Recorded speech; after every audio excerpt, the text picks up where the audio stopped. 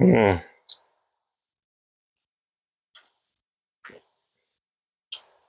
This right here hurts my heart. It hurts my heart.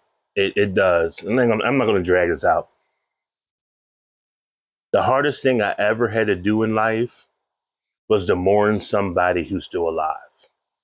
Let me say that again. The hardest thing I've ever had to do in life was mourn somebody who's still alive. One more time. The hardest thing I've ever had to do in life was mourn somebody who's still alive. That's a hard thing to do. But when you have discipline, punishment, boundaries, and standards, that's what you have to do for your peace of mind. That's what you have to do for your mental foundation. I was talking about mental foundations. It's a hard thing to do to mourn somebody who's still alive, meaning you have went to no contact. When I'm looking online, I see some people are talking, they have no contact with family members. I have no contact with family members. But it's a process that I went through.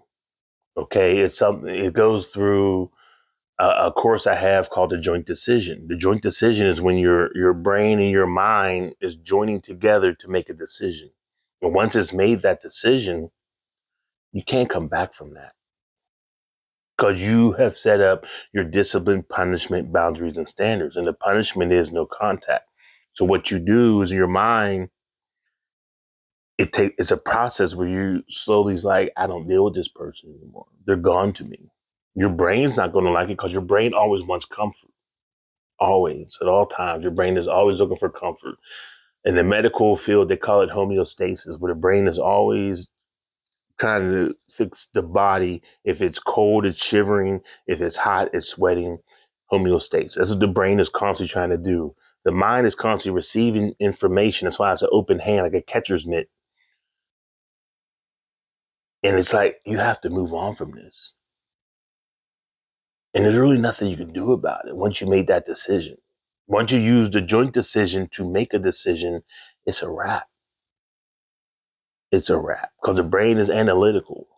So once you go through the process of the analytical process that the brain has, it's going to be like, okay, I understand why you're doing this. I understand. And eventually the mind is like, whoo. The hardest thing I've ever done was mourn somebody who's still alive. Wow.